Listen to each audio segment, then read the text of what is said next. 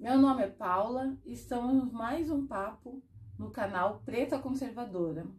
Hoje nós vamos conversar com a Cris, é um bate-papo falando sobre nossa vida e como chegamos até aqui.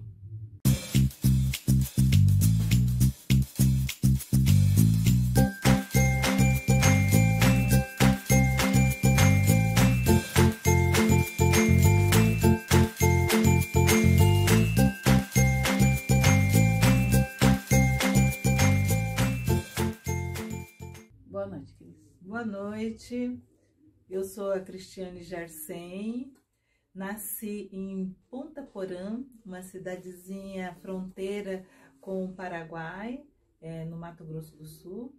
Me criei em Porto Velho, Rondônia, sou cristã, me casei em Rondônia no ano de 2000 com uma pessoa super especial.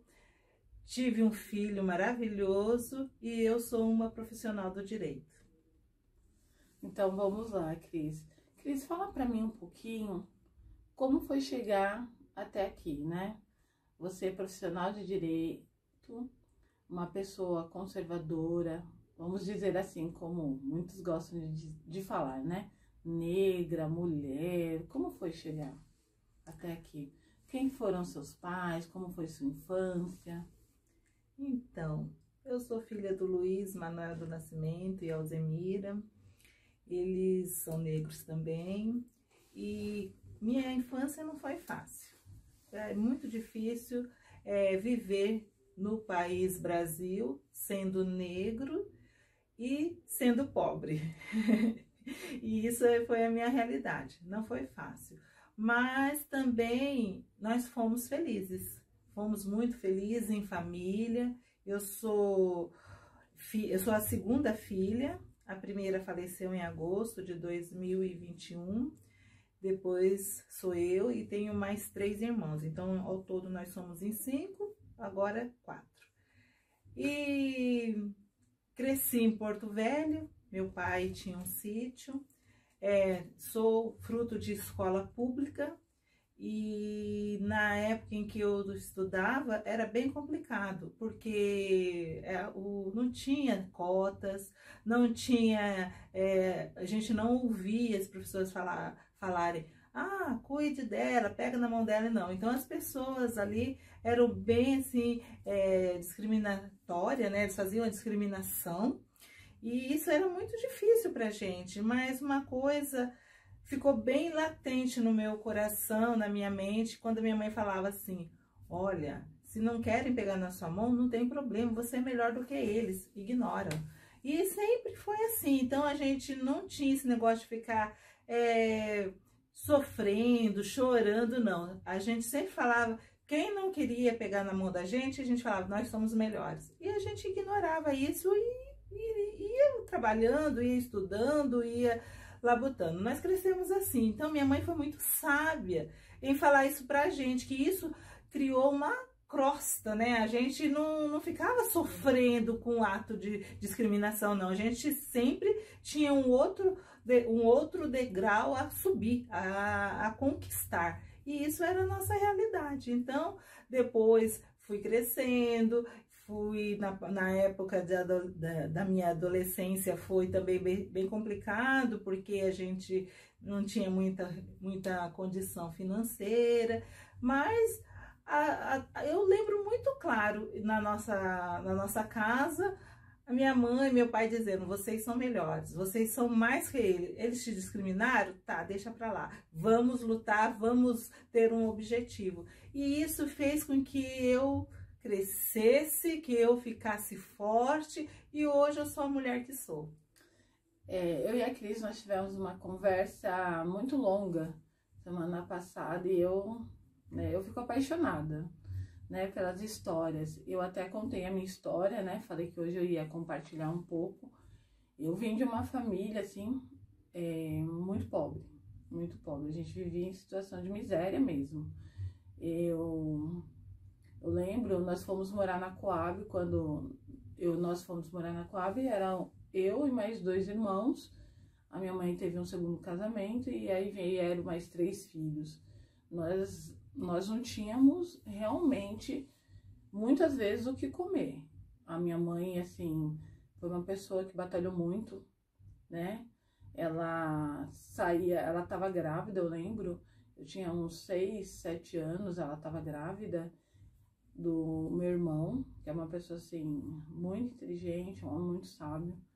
E a minha mãe fazia faxina na casa das mulheres lá. Todo mundo ali na Coab, eu morava na Coab 2, Cris, todo mundo era pobre. Mas nós éramos pobre, assim, pobre ao extremo, né? Que eu lembro que nós não tínhamos televisão, que nós não tínhamos... a minha mãe vendeu tudo da época dela de casamento, porque nós não tínhamos condições. Então ela vendia para comprar o arroz do dia e o feijão que a gente ia comer no dia. Era bem assim mesmo, entendeu?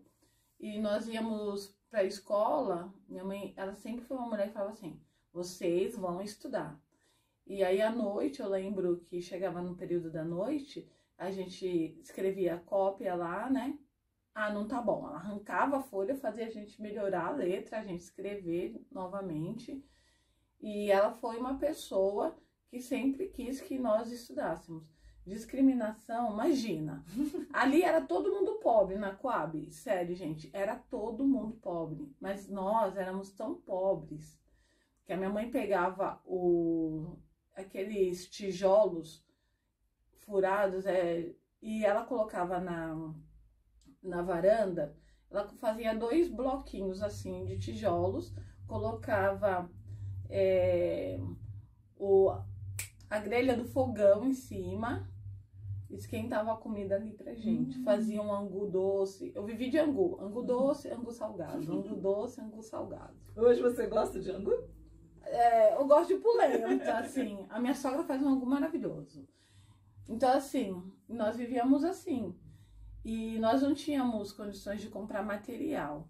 E aí eu ia para a escola do estado, eles davam aquele caderno que tinha na frente, acho que era a bandeira do Brasil, atrás tinha um hino. O hino. Ai. E era aquilo lá que eles usavam e eles davam... Tive esse caderno também. Nossa, eu tive anos. Porque todos os anos eu e os meus irmãos íamos pegar, porque a gente não tinha condições de comprar. Então era aquele que era o material que era dado pelo estado. Uma caixinha de lápis de cor com 6 cores. 6 cores. Um lápis, uma caneta, 2 lápis, uma caneta, uma borracha e acho que 2, 3 cadernos daquele. Todos com o logo do estado. Sim, todos e com o hino atrás. Eu aprendi o hino nacional assim. E nós éramos assim. E aí a minha mãe, ela trabalhava ali na casa das outras famílias, assim, às vezes praticamente por comida pra gente. E era uma vida. E as outras crianças que eram pobres discriminavam a gente. Você acredita nisso? O negócio era muito louco. Porque as outras crianças não gostavam de brincar com a gente. Porque nós éramos negros e muito pobres. Então a gente viveu assim, diferente, né? Um pouquinho da sua situação. A gente viveu uma vida assim, muito, muito restritiva, né? A gente não tinha quase nada mesmo. Eu lembro que muitas vezes minha mãe falava assim, a gente não tinha luz. Eu lembro de uma vez assim, muito, na minha mente assim, é muito claro. Nós não tínhamos luz, porque luz era uma coisa de luxo também pra gente. Então minha mãe esquentava a água, a gente tomava sempre banho de canequinha lá. E todo mundo do prédio via que a gente vivia sem luz, né? E aí eu lembro nitidamente a minha mãe falando, a gente falava, a gente tava com fome. Ela falou assim, deita, dorme, que a fome passa. Triste isso, hein? E no outro dia a gente ia pra escola e a gente se alimentava na escola. Então, assim, eu vivi, quando as pessoas falam assim pra mim, mas você tem uma mente assim, você é assim, desse jeito. É porque eu nunca quis viver novamente aquela situação. Então, a minha mente não é uma mente escravizada. Eu não permito que ninguém escravize minha mente por ter vivido assim. Isso é bonito de se ver, porque a sua história é uma história sua e de sua família, mas tem muitas outras pessoas que tiveram essa experiência também. eu não tive problema com alimentação, não tive. Sempre nós tínhamos alimentação em casa, mas eu tive outros problemas, né? Com falta de trabalho, né? Teve um momento na minha vida, eu era adolescente, eu entrei no banco HSBC Bameirindos com 14 anos. E meu pai foi até o banco para poder assinar como menor aprendiz. Consegui entrar. Depois que eu entrei lá, eu fiquei muito triste em ver, porque por que eu entrei lá? Eu conheci um gerente, a esposa de um gerente, e aí a gente conversando, eu falei do meu desejo de entrar no banco, e eles colocaram, né, me deram essa oportunidade. Acontece o seguinte, que quando eu estive lá, eu cheguei lá e vi algo assim que eu fiquei muito triste, porque quando eu cheguei lá, fui olhar o RH, o banco de dados, muitos negros tinham todos os preparos possíveis, tinham terceiro grau, eram assim, tinham inglês, então eram negros que poderiam estar ali, e tinha só um carimbo dizendo assim, não poderia entrar por não ser compatível com a política do banco. E aí, o que era não ser compatível com a política do banco? Aí, depois eu fui fazer o paralelo, porque eram negros. E quando eu entrei, eu era a única negra do banco, do HSBC Bameirindos.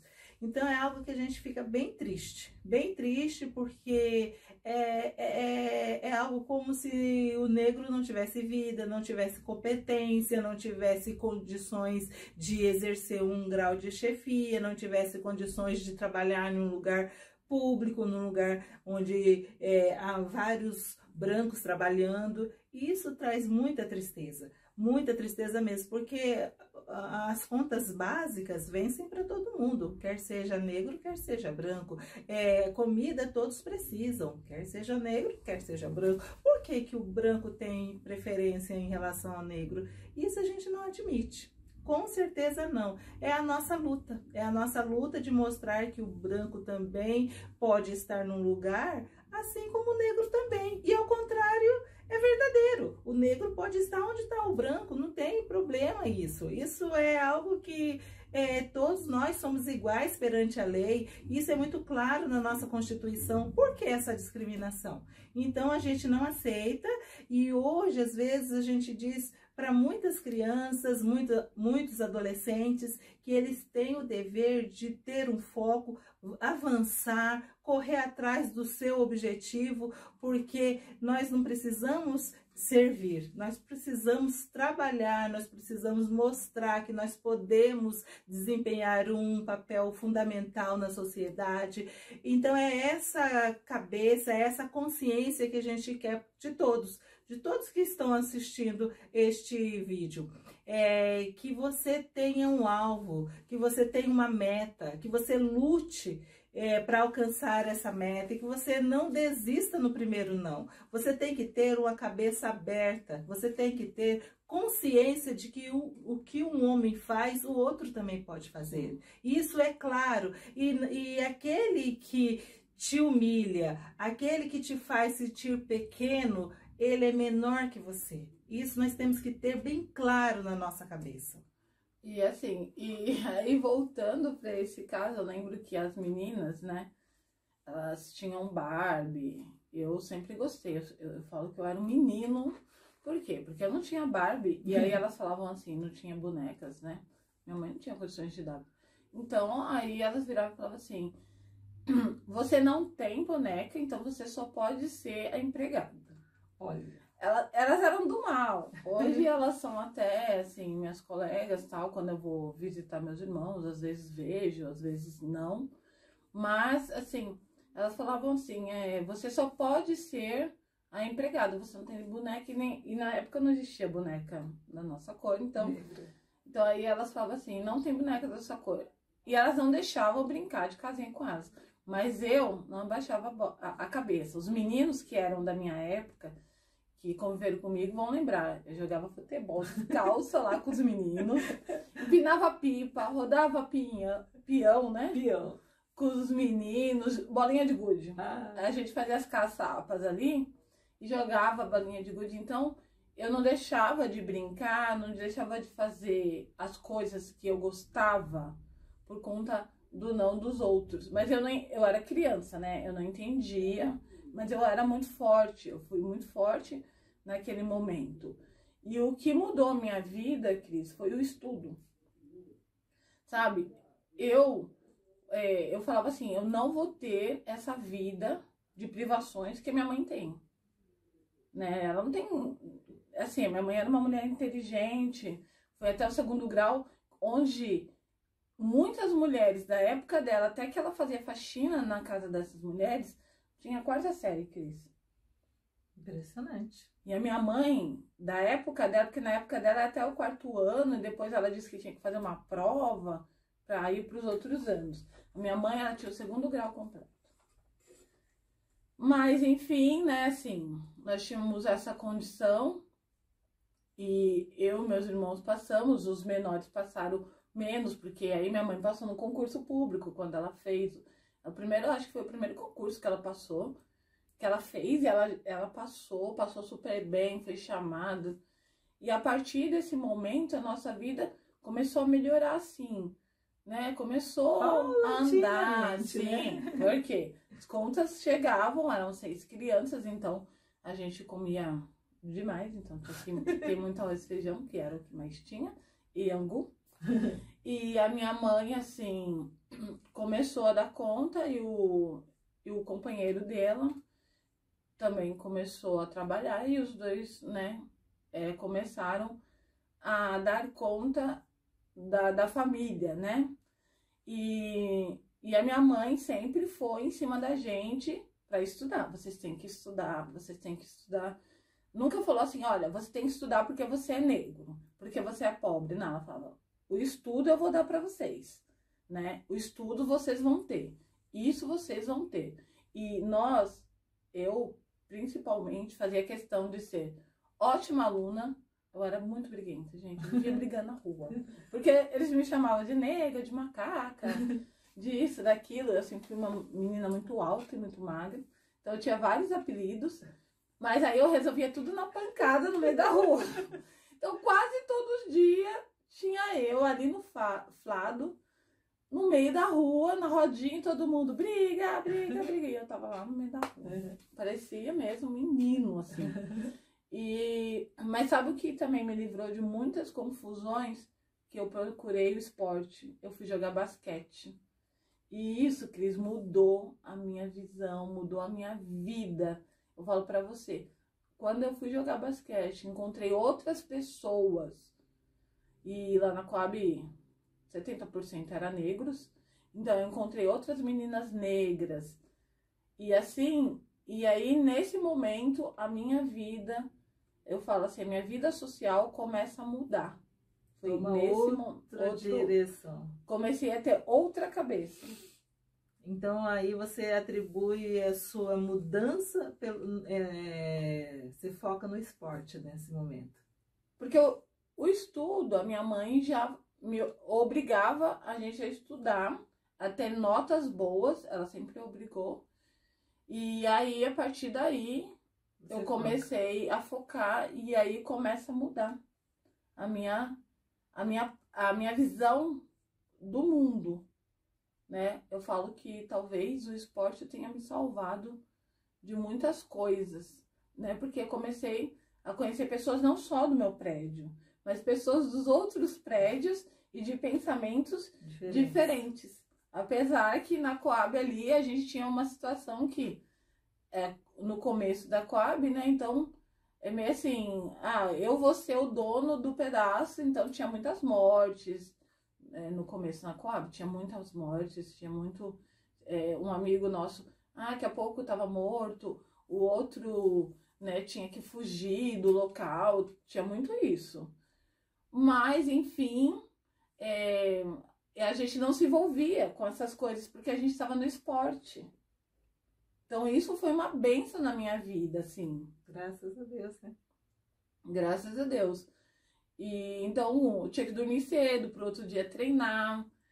Então isso eu digo que foi a partir daí que eu vi uma esperança no final do túnel. Muito bem. Muito bem. É importante a gente ouvir, né, e ver pessoas que tiveram coragem de mudar a sua sorte. Muitas pessoas falam, a minha sorte é essa, eu tô no crime, a minha sorte é essa. Não, você é o dono do seu corpo e você tem condições de mudar o seu destino.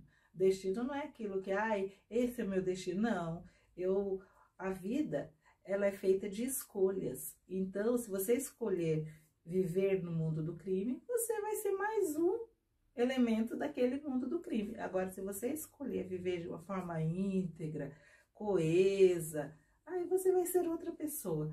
Hoje, qualquer ser humano pode viver a vida que escolher, porque todo mundo pode escolher, todo mundo é um ser pensante, né?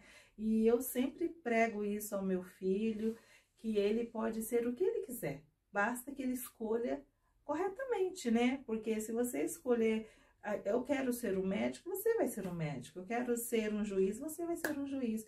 Você põe a meta, abra sua cabeça, estude, né? Que é o fator crucial, é o estudo. O estudo muda a sua vida e você vai conseguir aquilo que você propõe para sua vida. Basta você querer e perseguir o seu destino, perseguir a sua meta, melhor dizendo. Perseguir a sua meta, correr atrás, que lá na frente a vitória chega, com certeza. E o mais engraçado, assim, que eu vejo, eu já tô com a voz ruim porque tá meio gripada.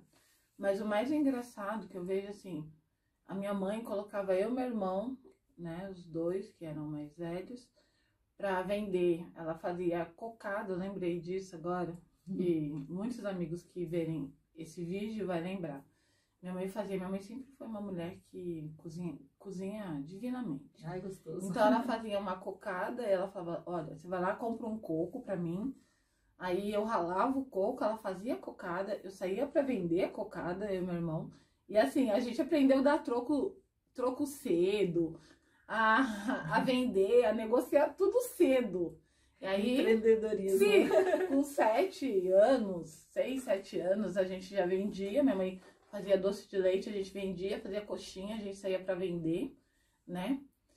E eu lembro que eu chegava com dinheiro, ela falava lá, tudo era granel, né? Antigamente ela falava, vai lá comprar 1 quilo de arroz, aí ela fazia na janta e no almoço. No outro dia eu saía para vender com meu irmão, ela falava, compra 1 litro de leite, que eu vou fazer doce de leite. Aí quando você chegar, você compra 1 quilo de macarrão, e ela fazia alho e óleo. Uhum. Eu amo macarrão alho e óleo até hoje. E aí ela fazia. Então essas dificuldades me ensinaram que eu tinha que trabalhar. Não que eu tô aqui fazendo apologia ao trabalho infantil, não. Mas isso abriu a minha cabeça e falou assim, olha, para ganhar você tem que exercer alguma coisa, você tem que fazer uma coisa. Então eu e meus irmãos, porque todos os meus irmãos, eles são homens dignos, independente da situação que nós vivemos, todos eles fizeram faculdade. Olha que beleza. Todos, e alguns deles fizeram mais de uma faculdade. Olha só. E assim, impressionante, né? E sem ajuda do governo, tá? Sem ajuda do governo. O que eu fiz quando eu fui fazer farmácia, assim, já mudando drasticamente dessa vida terrível, eu saí da minha casa cedo. A única coisa que eu sofro até hoje foi não ver a adolescência dos meus irmãos, porque eu tive que sair da minha casa cedo. Então isso foi muito triste para mim, e até hoje parece que a minha vida tem uma lacuna. Mas por não ter visto eles na fase da adolescência, porque eu que cuidei quando eles eram crianças, porque minha mãe precisava trabalhar. Então, isso me dói. Mas assim, eu sei que eu tive uma mente liberta. Entendi. Eu não precisei, hoje eu falo, até mesmo, né? Porque lembra, tudo que a gente fala nos remete um pouco à política. Então, quando eu fui escolher até mesmo o meu representante naquele ano, né? Aí as pessoas falam, mas como você pode escolher um homem desse como representante? Você é mulher, você é negra, né? Você vem da periferia. Você esqueceu a sua origem? Eu nunca esqueci a minha origem, nunca. Por isso que eu cheguei onde cheguei. Sabe por quê? Porque eu tenho uma mente que ela não é escrava. Eu não preciso ficar à mercê. Não que eu sou contra, já avisei, eu já falei. Não que eu vou ficar contra. Ah, sou à mercê de um incentivo ali, um gás, né? É lógico que se na minha época tivesse ajudar muita gente, né? Minha mãe não ia precisar criar da gente daquela forma, de uma situação que trazia até risco para nossa vida, né? Mas assim, um auxílio gás, um auxílio leite, um auxílio, não. A gente sempre teve que lutar muito por aquilo que a gente acreditava, o que a gente precisava. Então isso fez com que nós fôssemos fortes. Apesar de muita gente não acreditar em nós, muitas pessoas ali que a gente convivia falavam, não, esses meninos não vão dar nada, né? Esses meninos aí vão ser um perdido que nem os outros aí, vão ser uns drogados, essas meninas vão ser aí terríveis. Mas o que aquele momento que estava sendo trabalhado na nossa vida fez com que nós fôssemos pessoas livres. E a gente não sabia disso, Cris. Ah, mas isso é interessante, né? Tudo que você passa é um aprendizado, né? Eu estava lendo um livro que chama O Crisol. E ele fala que o ouro, para ser purificado, ele tem que passar em vários processos, até ele ficar o ouro puro mesmo. E a vida da gente é assim, a gente vive num crisol. Hoje a gente vai purificando, quando pequeno, vai purificando para ser um adulto, um cidadão que sirva de exemplo para a sociedade, né? E eu acho que pessoas que ganham tudo muito fácil não dão valor. Essas pessoas não dão valor naquilo que vem fácil. Então, tudo que é conquistado, tudo que é muito lutado, quando chega a chegar na apoteose, conseguir aquilo que você está lutando, é muito importante para a gente. Isso traz aprendizado, traz força, né? Nos move para a gente conquistar outros objetivos, que hoje nós vivemos assim. Você consegue chegar num patamar, você tem outra meta, outro plano de vida, outro objetivo. E a vida é feita dessa forma, né? Todos têm um objetivo. Aquele que não tem objetivo, ele pode até falar assim, não preciso mais viver, porque quando você não tem motivação, quando você não tem esperança, quando você não tem mais nada, o que te resta é sepultura, né? Então, nós temos que ter objetivo, o mínimo que seja, mas nós temos que colocar metas em nossas vidas. E quando eu e a Cris estávamos conversando, a Cris, ela luta pela causa dos negros.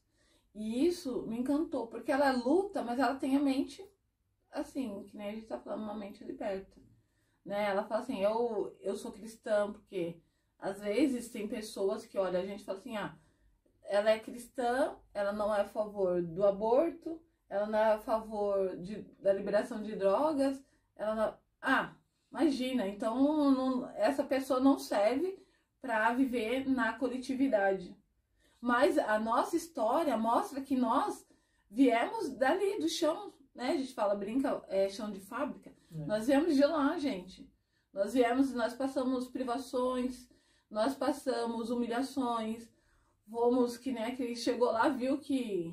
Olha, eu já passei muito por isso. Eu vou falar uma coisa pra você, quem me conhece pode testificar isso. Né? Em todos os lugares que eu passei, eu participei da parte gerencial. Em todos os lugares que eu passei, no mínimo, a pessoa que era gerente, que trabalhava aí, o dono, ele me colocava numa situação de destaque. Muito bom, hein? Então, quer dizer, teve lugares também que, assim, olha, ela é muito boa, ela é excelente, né? Eu tava num lugar de destaque, mas eu não podia ir, vamos supor, para Casa Grande. Teve um lugar que eu trabalhei que eu só servia para trabalhar em alguns lugares. Mas o lugar essencial, eu não tinha o perfil. Mas o perfil não era o perfil, porque eu era muito boa, mas eu era negra. O perfil era ser negra ou ser branca, né? Esse era o perfil. Esse era eu não podia estar ali por conta do meu perfil. Aí eu até perguntei para uma pessoa e essa pessoa, esse rapaz falou, é isso mesmo, o seu perfil é por conta disso. E aí eu também saí e fui para outro lugar e entrei como na parte da gerência. Então assim, eu nunca deixei que as pessoas me pautassem, eu nunca permiti, porque quando eu era criança, as pessoas já faziam isso. Né? Você não vai brincar comigo porque você é negra, porque você não tem a boneca.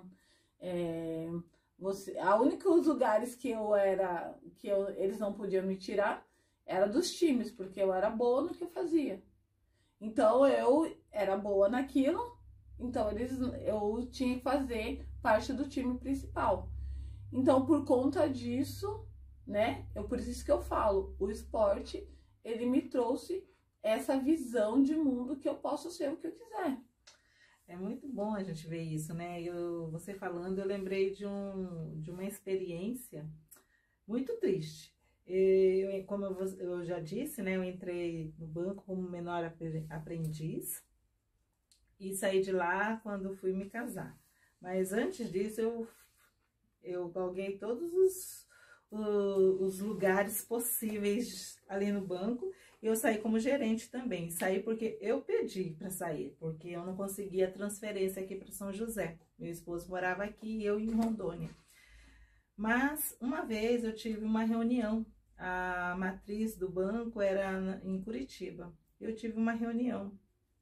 E lá os voos na época só saíam à meia-noite. Eu entrei no voo, era um voo internacional que tinha vindo do exterior e fez uma escala em Porto Velho e eu entrei no voo.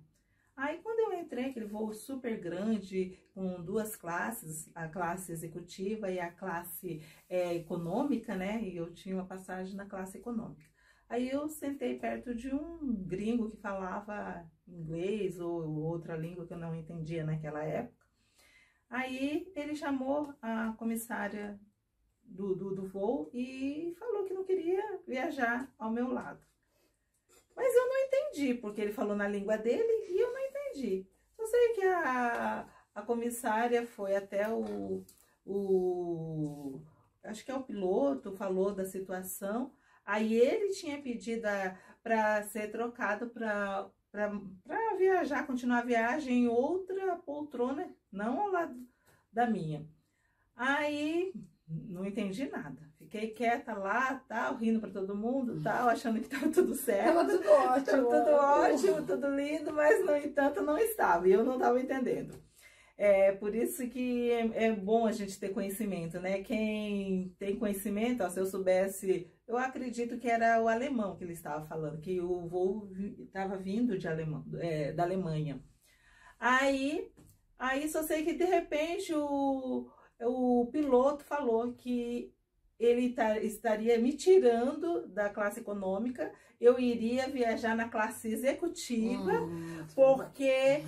porque não era o meu companheiro, ao meu lado, né, o viajante ao meu lado que teria que sair. Ele tinha pedido para sair, mas quem merecia sair era eu, porque eu não poderia viajar ao lado de uma pessoa como aquela.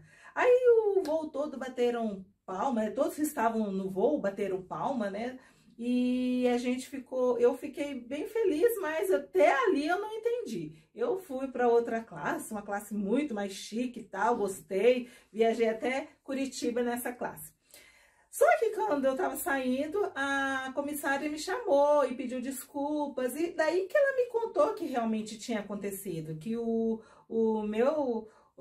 viajante ao meu lado, né, o meu colega de viagem, não estava querendo viajar comigo por conta da minha cor. Aí, mas só que isso foi em 1990. Foi em 1990 isso que aconteceu. Não, 2000, no ano de 2000. Que aconteceu esse episódio na minha vida. E eu fiquei pensando, né?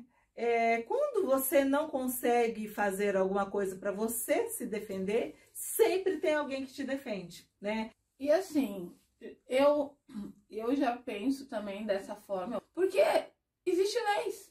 E se eu me sinto violada, se eu me sinto subjugada, eu procuro a lei, pronto, acabou. E ali eu vou atrás do meu direito. Essas semanas nós vimos aí o aborto de uma criança de 11 anos, que a criança de 11 anos abortou, outra criança de 7 meses. Eu não concordo com isso.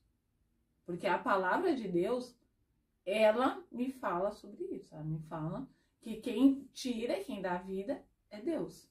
Então, eu acredito na palavra do Senhor. Então, eu não concordo. Eu entendo que eu posso falar sobre isso também, porque eu vivi uma situação dessa. Então, eu posso falar, né? Sem aqueles negócios, eu tenho lugar de fala, eu tenho lugar de fala para falar isso. Para falar sobre isso. Então, assim, eu não concordo. Então, assim, mas existe lei. Existe lei até para isso. Então, assim, nós temos as leis. E aí, quando você fala assim, eu não concordo com isso. Aí vem um lado da sociedade, não um lado, uma minoria, e elas falam, então você não é negra, mas, assim, eu vou viver de movimento, eu vou viver... Não.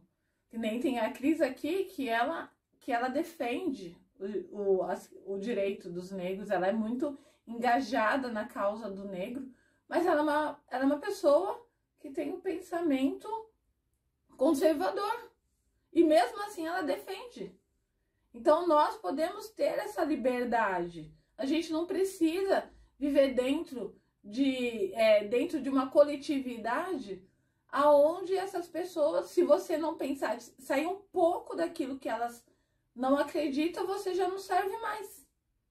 Você já sofreu isso, Cris? Porque eu acredito que você já tenha sofrido por ser conservadora, né? Sim, eu acredito que todos nós temos poder de escolha. Você não precisa falar igual a todo mundo. Você não precisa ser igual a todo mundo, até porque você não é. Nós somos pessoas individuais, por isso que tem o direito individual. Então, cada pessoa tem o seu direito. Você tem direito de voz, você tem direito de se posicionar na sociedade, e você também tem o direito de falar não naquilo que você não acredita. Não é porque todo mundo fala assim, você tem que falar assim. Não, você fala, se você quer falar assim, você diga assim, mas se você quiser falar não, se posicionar contra, você também pode fazer isso.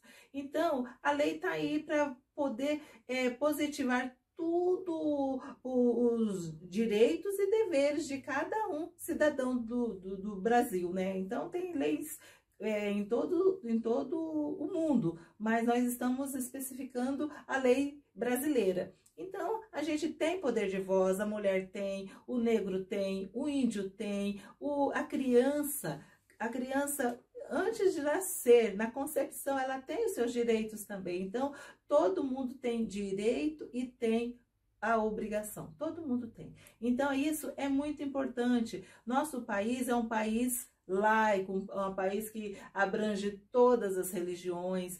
O Brasil é um país que acolhe todas as nacionalidades, né? Então, aqui, ó, estrangeiro que estiver aqui, se você for vítima de algum ato criminoso, você também tem seus direitos. Isso é muito importante.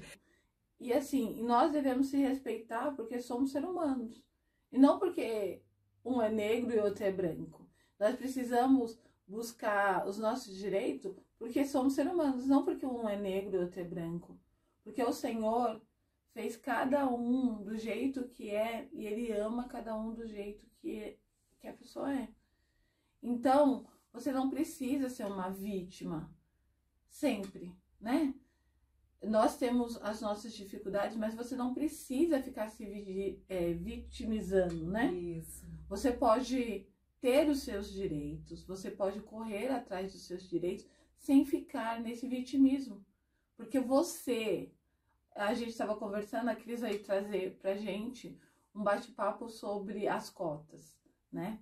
Então, a gente vai falar sobre as cotas e isso vai pegar fogo. Por quê? Porque você pode adquirir os seus direitos, você pode buscar uma melhoria na sua vida. Olha aqui, eu sou exemplo, a Cris é exemplo, né? Hoje eu sou farmacêutica, eu fiz pós-graduação, eu fui fazer um mestrado, eu não terminei, mas eu ganhei uma bolsa, fui fazer o mestrado, não ganhei não, né? Tive que fazer provas, tive que correr atrás. Então, assim, nós podemos chegar aonde nós quisermos. Então, gente, nós vamos trazer mais bate-papo, eu e a Cris vamos fazer uma série aí de 10 conversas, de 10 papos. Gente, eu não falei pra vocês se inscreverem e deixarem um like, porque não adianta nada a gente ficar aqui conversando e vocês não fazerem isso. Precisamos disso para chegar em mais pessoas e mais jovens, né? Então a gente vai acabar aqui, mas conversando e trazendo as nossas experiências para vocês. Mas o nosso recado é que vocês estudem, é que vocês busquem a informação. Você só vai deixar de ter uma mente escrava, né, Cris? Isso. Se você buscar informação. Não deixar que as pessoas tragam até você, para que você possa escolher sua profissão, o seu candidato, o seu emprego, para que você não seja subjugado. Isso mesmo. Estamos aqui com a Paula, foi um bate-papo muito gostoso. Teremos mais, né, Paula? Vamos ter, porque ela vai falar sobre a cota. Isso, vamos falar sobre a cota, vamos falar sobre conscientização, vamos falar sobre quais são os degraus que você deve percorrer para ter uma vida melhor. Isso vai ser bem legal. Espero que você curta esse vídeo, que você goste, que você faça o melhor para se tornar uma pessoa mais sociável, né? Para ser uma pessoa útil para a sociedade. Acho que essa palavra é ideal. Vamos ser úteis, né? Úteis para a sociedade. Para a sociedade. É isso que é o recadinho de hoje. Tenha uma excelente noite. Fiquem com Deus. Amém.